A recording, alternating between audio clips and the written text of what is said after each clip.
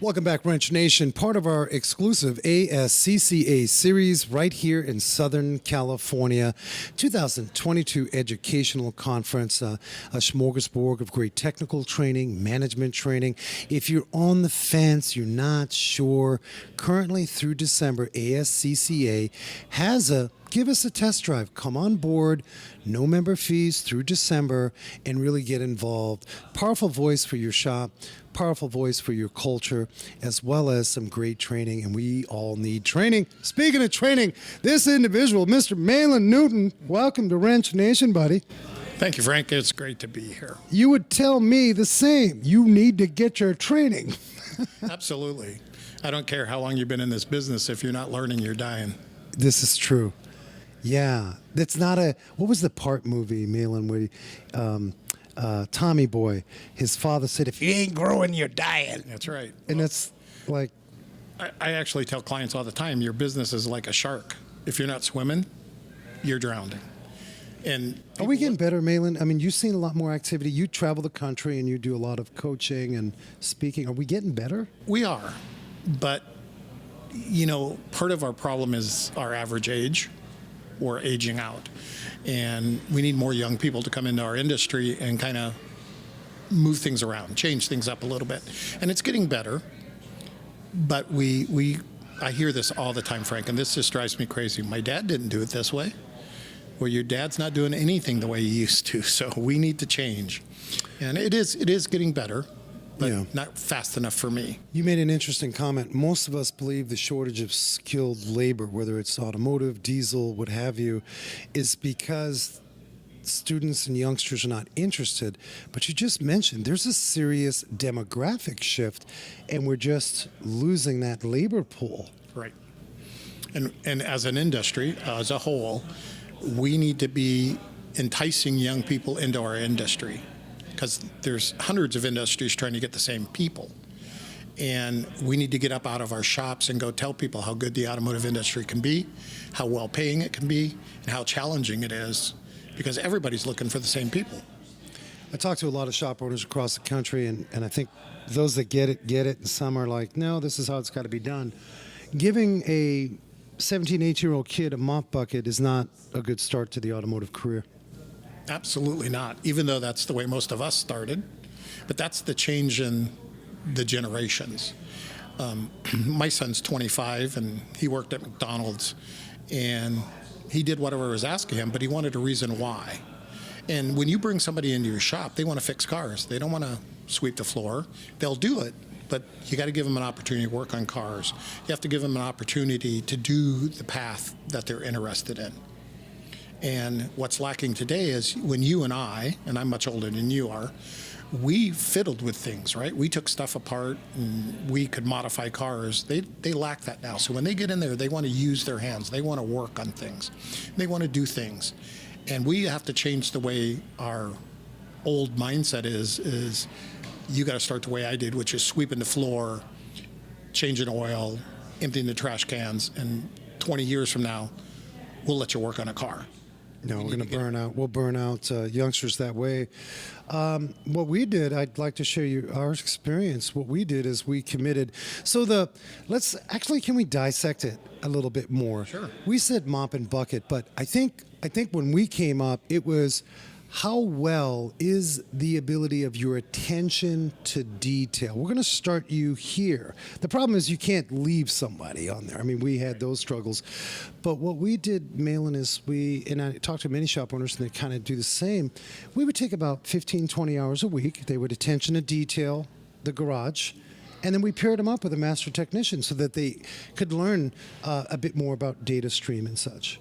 Well, and here's part of our problem. Being a good teacher is difficult. It takes patience. And unfortunately, a lot of our experienced master technicians don't have the patience to let a person learn. They expect them to know it. And so we have to teach the teacher before we can teach the student, in my opinion. And it takes a lot to be a good teacher.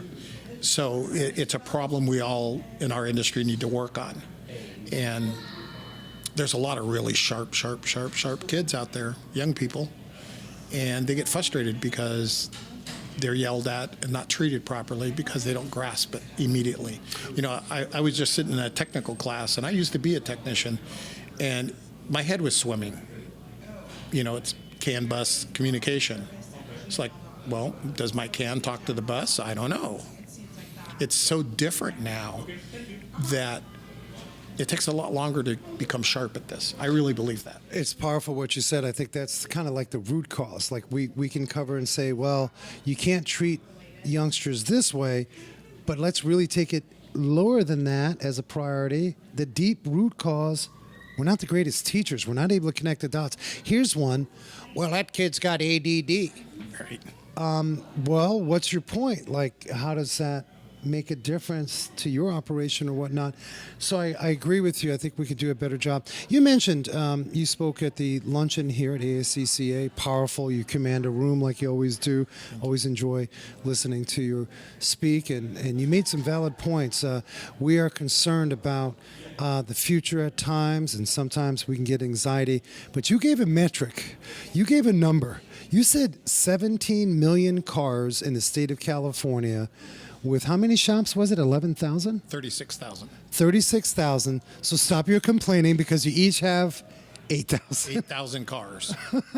And so that's where we fall short because our job is to try to acquire these cars. Right. And I think part of that is you also have to understand that not everybody is going to come to you. So stop worrying about the ones that aren't your customers. You stop discounting, stop giving things away, stop trying to bring the people who don't want your level of service into the shop. And find your niche, whatever it is.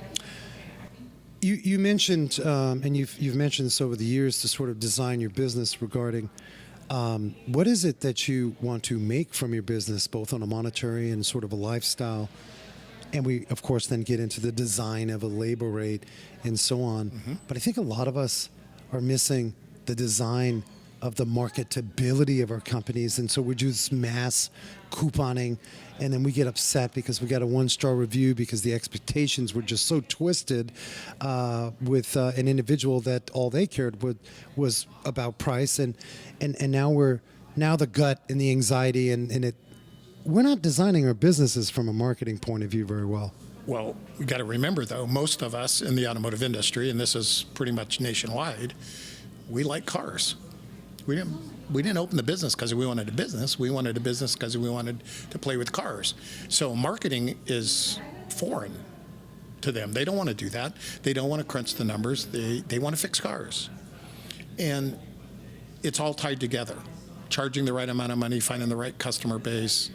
It's all part of owning a business. And, the bottom line is if you don't want to do the numbers, hire somebody to do the numbers. Hire a marketing firm. Hire somebody that can understand your business. And a lot of times, we look to the other shop in town. What are they doing? Let's do that. But who says they're successful? I mean, you hear this all the time. When you talk to a shop owner, they go, I want to be just like that guy. Well, we don't know if that guy's successful unless you see his numbers. He might have I call it the palace on the hill. It might be a beautiful facility, but he's there 40 hours a day. He never takes a vacation. It's going to be where he dies. And we bought a business, a lot of us, thinking it was going to be our retirement, but it's never going to be our retirement because we are the business. And so we need to take a step back. And actually, it's September. You have 3 months before the end of the year. I can't believe that. But we need to be planning 2023. And what do I want next year? And one of the things every owner should want is I'm going to take time off. I'm not going to go to work every day.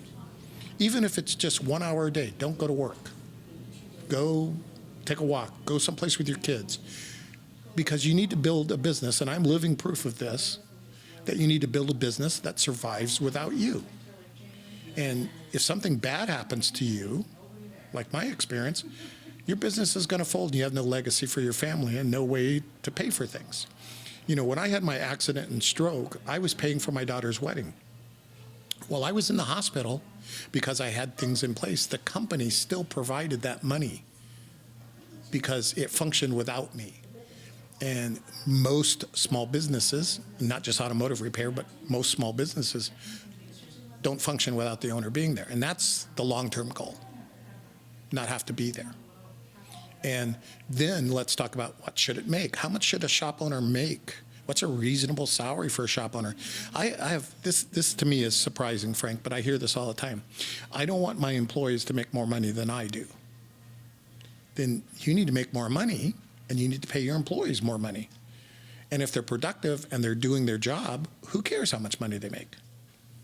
Because you're going to make money. But it's that fear and worrying about the wrong things that drives most people to never achieve any level of success at this, I'm sorry to say. I think you're spot on. Do you think this stems from, if we go back to sort of the traditional method, mechanic, technician, works at dealer, works for a few places, decides they're going to open up their own place, and I got this because I can navigate cars. Do you think mechanics aren't as great with people? Do you see a lot of that? Well, it's not that they're not as great with people. I think it's a choice they made. They like fixing cars. I mean, I'll be honest with you, there's a great satisfaction in taking something that doesn't work and making it work. And it never transcended to taking the business and making it work and feeling that same high, if you will. Right? When I teach sales, I talk about the seller's high. When I make a sale, man, that's the best drug in the world. And you go, I got to have it. And I feel the same way about when I take and make changes in a business and the owner gets success and money and time off, and they come to me and say, wow, to me, that's a high. And so fixing the car is a high they know and they like, and they just stay in that. I mean, honestly, how many owners do you know in the automotive repair business that went to business school, got an MBA, have any accounting classes? It's pretty rare. And you don't need those things to be successful, but you need to understand what you are good at and do that to the very best of your ability. But you may need to hire somebody to do some of the other things you're not good at. And that might be manage your people, it might be a service advisor, it might be a manager to handle the money side of it, the charging the right amount of money and crunching the numbers. I'm a big advocate. I think most small businesses need a coach to get up to that 30,000-foot view and say, look what you're not doing and look what you are doing. There's positives and negatives. And, in my little talk at lunch, I talked about the thousands of dollars we're leaving on the table because we're not paying attention to some little numbers. And here's the challenge to all the listeners. Think about this, Frank. What would it mean to most of these businesses if they could bill one more car a day or deliver one more car a day every day of the week? Think about what your average repair order is times 5 days times 52 weeks. That's your paycheck. That's your vacation. That's benefits for your employees. It's better equipment. I mean, it's a huge number when you think about it. And because they're so busy fixing cars and getting that car out today, they're wasting time and money. One of the kind of ploys that I've started doing is I talk to shop owners about how much money per minute their technicians should be billing in parts and labor. And so we use round numbers. If your guys should be billing $20 a minute and you have to push a car in, it takes 3 of them to push the car in and it takes them 5 minutes. How much money did it cost us? That's managing. I mean, really, that's it. Some would say, well, that's minutia. No, it's managing your time. We're in the business of time. Exactly. And we sell 6/10 of an hour, right? We sell a tenth or 6 minutes. And when you think about 6 minutes at $20 a minute, would you like to have that money in it? Yes, some of it is minutia, but you have to think of this in a very finite way that some of the biggest time wasters are in your face and you're ignoring them. And you're not going to catch every minute. I get that. But again, if you didn't deliver one more car a day, what if you delivered half a car, half your average repair order a day? Would it make a difference in your business? 99.9% of the time, it's going to make a huge difference. It's tens of thousands of dollars over a year. Most people don't need more cars, which is what they're trying to capture. They need to do a better job with the cars they've currently got and manage the time without being a micromanager. And we were talking before we got on the broadcast here. I used to do temp service writing. And so I'd go in a strange shop, start Monday morning, learn a computer system, have to work with 2 or 3 new technicians I've never met before, and every customer I've never met before. But I could get those people to work harder for me and the customers to buy more from me than the owner could. Why? Attitude, changing things, not being afraid to ask for the money. All of those things that we kind of lose track of as shop owners. It's quite funny that when I do my confident selling class, I ask for money. I think you were in Yeah, you Arizona took when lots of money from me over the years. But I had a young kid sit in class, and he told his boss at lunch, he goes, man, this guy gets in front of class, room full of strangers, and he just asked for money, and people gave it to him. You saw that happen at lunch today. And so the owner's sitting there listening to him and lets the kid talk for a little bit. It's just the strangest thing. People were handing him money.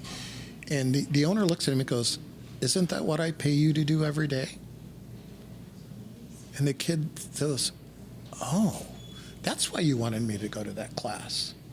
It's about we have to do what we have to do. We have to ask for the money. We have to pay our employees properly. We have to treat them properly. We have to take good care of our customers. It can become an emotional bank account really fast, and that can create a lot of anxiety in our personal lives. And both of us and many of you that are listening know of other shop owners that have had dire situations because we're not saying it could have been totally avoidable, but they weren't really living their best lives, and they were just chasing that in the shop. It saddens me when I hear about a shop owner whose health deteriorated to the point where he couldn't go on because the stress, the money problems, the employee issues, all of those things, it hurts me deeply. I care a great deal for the industry, and it hurts me deeply. And I hurt myself because I call it chasing the dollar. I was so worried about work and, going after things that it put me in the hospital for 6 months. And boy, I've changed my perspective now. And what was interesting, Frank, and this is what the message I want everybody to hear. When I made the decision that I was not going to chase the dollar anymore, I was just going to do what was right. And I would stop worrying about the business side of it. I would just do what was right. I've actually made more money with less stress because I just did what was right. And it's the same way in every business. Do what's right. Take good care of your customers. Take good care of your employees. And they'll take good care of you. Do you find, I'm going to ask you, do you find in my early years as a shop owner back in the mid-'90s, I took a lot of stuff home, and I just couldn't figure out, what is this part of owning a business? Like, you take stuff home, and then your kid's talking to you, and you're not really listening, or you're not present in other things outside of the shop. Why is that? Is that lack of systems? Is it lack of, we can cough it up to just young lack of experience. Like you said, we don't go to college, most of us, to study business. There are shop owners listening right now. They're 1-2 year operations that just started. They're taking stuff home. What is your advice to them? Well, your business isn't your existence. It is part of. There's nothing more important than your family. There's nothing more important than your children. And that business will survive. So close the doors when you're supposed to, go home and let it go. Most of us aren't focused enough on what we need to do. We're doing too many jobs that when we're at work, we don't do the important things. And what's important varies. And that's your number one job. What is your most important thing? And focus on that and hire people to do the other things. You can't be, the shop owner who's the lead technician, the service advisor, the bookkeeper, the bill payer. You can't do it all. And structure your business properly so you can afford the right people. And that's what's damaging us, is we got to learn to let it go. We're not taking time off. How many shop owners do you know that never take time off? I was one of those for many years. And then thankfully, I've got my wife, and many of you listening have a great spouse in your camp, and sometimes you got to be slapped. And and you just, and then your kids, your kids kind of bring you to that point where that's the innocence. They don't deserve that. So, but if you're listening, never give up on it. And I do recommend getting a coach. How important, before we wrap it up, some would say, no, I got this, I know what I'm doing, or my uncle taught me. And as you said earlier, how important is it to truly have a coach? Not just cliche, I have a coach, but the accountability of having a coach. That's huge. And having the view outside of the 5 feet around you, the future. Every one of you should have a plan for a year, 5 years, 10 years, 15 years, 20 years.